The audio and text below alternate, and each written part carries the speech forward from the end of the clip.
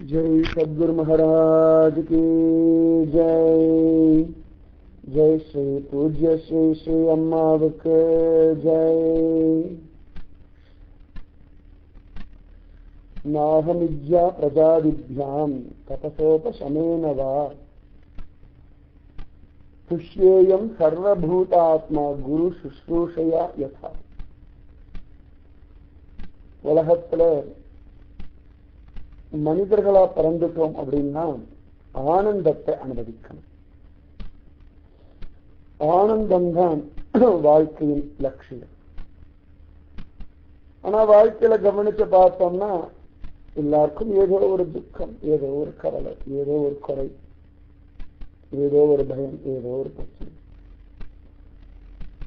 இப்படி இருந்துட்டே இருக்கும்போது எங்கேருந்து ஆனந்தமா இருக்க முடியும்? இந்த மனுஷ மனசுக்கு ஒரு ஆனந்தம் வேணும் அப்படின்னா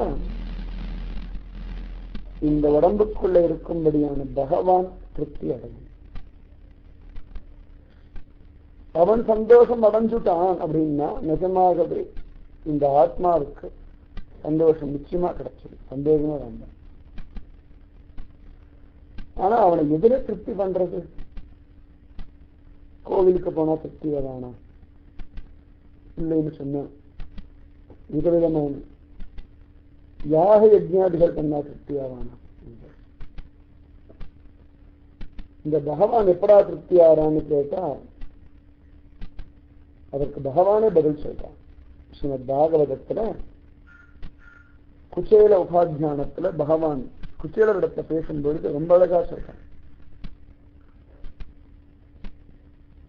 நாகமிஜ்யா பிரஜாதித்யா தபசோப சமேனவா. யாக யஜ்ஞாதிகள்னாலேயோ பிரம்மச்சரிய தர்மத்தினாலேயோ இந்திரியங்கள் எல்லாம் அடக்கி இருக்கும்படியான வானப்பிரஸ்த தர்மத்தினாலேயோ எல்லாத்தையும் விட்டதான சந்நியாச தர்மத்தினாலேயோ தபசினாலேயோ அமைதியினாலேயோ பகவான் சந்தோஷம் அடைவதில்லை. பகவான் சர்வபூதாத்மா, எல்லாத்துக்குள்ளேயும் அந்தர்யாமியா இருக்கான். அப்ப எதுல திருப்தி ஆகிறான்னு கேட்டா குரு சுஸ்ரூஷையா. குரு கைங்கரியம் ஒருத்தன் பண்றான்னா அவனிடத்துல பகவான் அடைகின்ற போய் ஒரு திருப்தி பகவான் வேற யாரிடத்திலும் அடையிறது இல்லை, வேற எதனாலையும் பகவான் சந்தோஷம் அடையிறது இல்லை. குரு சுஸ்ரூஷை, குருவுக்கு கைங்கரியம் பண்ணணும். குருவுக்கு நம்ம கைங்கரியம் பண்ண வேண்டிய அவசியம் என்ன இருக்கு? குருவுக்கு நம்ம கைங்கரியம் செய்யறதுனால நம்முடையதான பாவங்கள், பாபத்திற்கு காரணமான கர்ம வாசனைகள், அகம்பாவம், மமகாரம் எல்லாம் அழிகிறது. அதனால ஆத்மா பரிசுத்தமாகிறது. அதன் மூலமா பகவானுடைய சாநித்தியத்தை அந்த ஆத்மா உணர்றது. அதனால குரு கைங்கரியம் பண்றதுன்றது பகு உத்தமமான காரியம். சுவாமி ராமானுஜர் உத்தமமான ஒரு ஆச்சாரியர். ஒரு சந்தர்ப்பத்தில் சுவாமி ராமானுஜர் திருமலை திருப்பதிக்கு பெருமாளை அனுபவிப்பதற்காக சேவிப்பதற்காக சென்றார். அப்படி போன சமயத்துல அவருடைய குரு பெரிய திருமலை நம்பிகள்னு ஒரு மகாத்மா,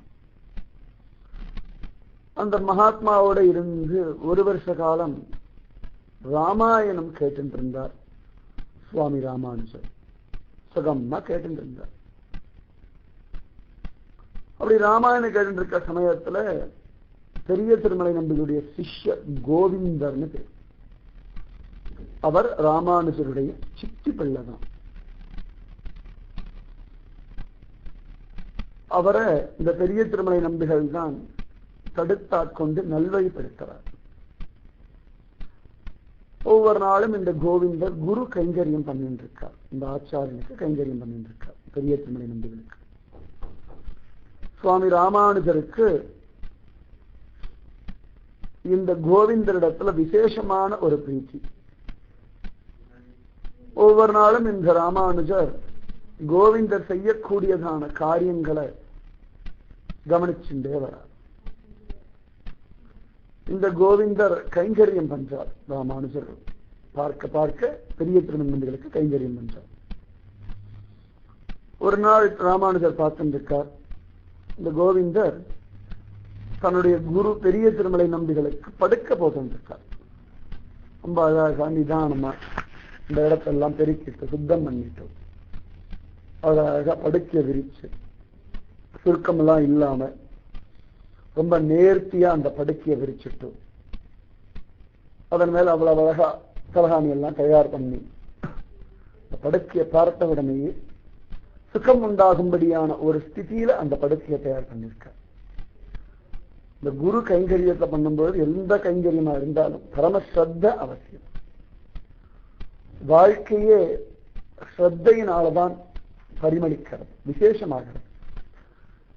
நம்ம ஸ்ரத்தையோட பண்ணக்கூடிய காரியங்கள் ரொம்ப ஆச்சரியமா இருக்கு. ஸ்ரத்தை இல்லாம அஸ்ரத்தையோட பண்ணக்கூடிய காரியங்கள் எல்லாம் நம்ம மனசுக்கே திருப்தி இருக்கிறது இல்லை. இந்த கோவிந்த அத்தனை அழகா ஸ்ரத்தையோட படுக்க போதுட்டார் திருமலை நம்பிகளுக்கு. சுவாமி ராமானுஜர் பார்க்கறாக எத்தனை அழகா அவன் படுக்க போடுறான், எவ்வளவு அழகா அந்த குரு கைங்கரியத்துல ஒரு ஸ்ரத்தை இருக்கு அப்படின்னு அதிசயப்பட்டு போனார் ராமானுஜர். ஆனா அடுத்த க்ஷணம் ரொம்ப துக்கப்பட்டு போயிட்டார் சுவாமி ராமானுஜர். ஏன்னா இந்த படுக்கையெல்லாம் போட்டுட்டு இந்த கோவிந்தர் அந்த படுக்கையில் அப்படி படுத்துட்டார். படுத்தார், நல்லா தூங்குறார், சுகமா தூங்குறார், பரண்டு தூங்குறார். கொஞ்ச நேரம் ஆச்சு, பிறகு எழுந்தார், அவர் பாட்டுக்கு திரும்பி படுக்க நாடி சரி பண்ணா கலந்து போயிட்டார். உடனே ராமானுஜர் ரொம்ப துக்கமாயிடுச்சு, என்னடா இது கோவிந்த் அவ்வளவு அழகா எல்லாம் பண்றான்னு பார்த்தோம், கடைசியில இப்படி ஒரு பாபமயமான ஒரு காரியத்தை பண்ணிட்டானே அப்படின்னு ரொம்ப துக்கப்பட்டார்.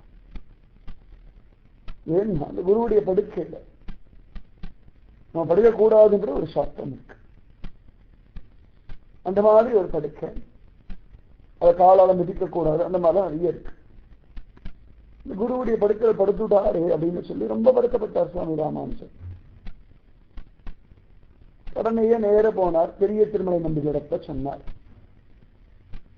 இந்த மாதிரி கோவிந்தன் ரொம்ப அழகா படுக்கையெல்லாம் விரிச்சான், ஆனா அதுல படுத்து தூங்கினான், எனக்கு அது ஜீரணம் பண்ண முடியல, எனக்கு சரியா படல, அதனால நீங்க கொஞ்சம் கோவிந்தனை கூப்பிட்டு இதை பத்தி விசாரிக்கணும் அப்படின்னு சுவாமி ராமானுஜர்.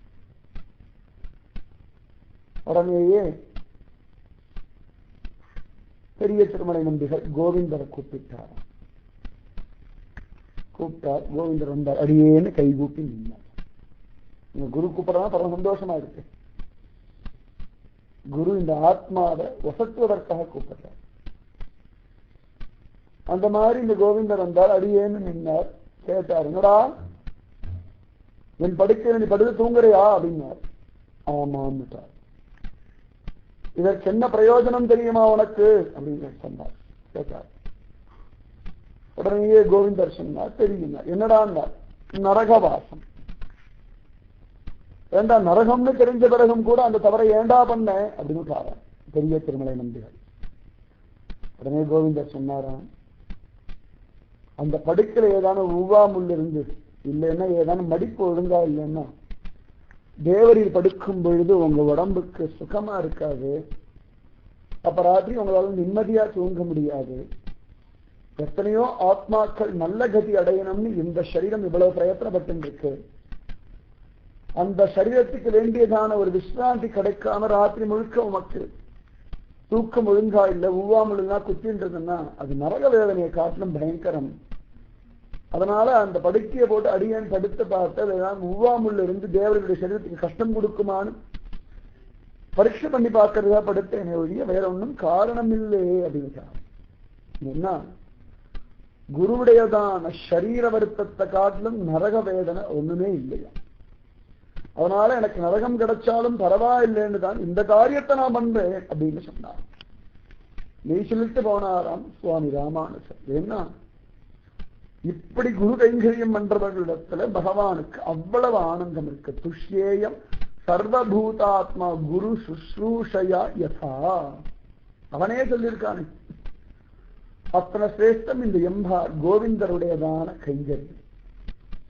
அந்த மாதிரி ஒரு கைங்கரியம் பண்ணினோம்னா நிஜமாகவே வாழ்க்கை பரமசுகமா இருக்கும். அதுவும் குருஜி அம்மாவுக்கு கைங்கரியம் என்ற சுகம் என்னன்னு பண்ணி பார்க்கும்போது தான் உணர முடியும். ஸ்வயம் ஒரு சிஷ்யனா இருந்து வச்சிருக்கேன். அந்த குருஜி அம்மாவுடைய கைங்கரியம் அத்தனை விசேஷம், அத்தனை வசத்தி,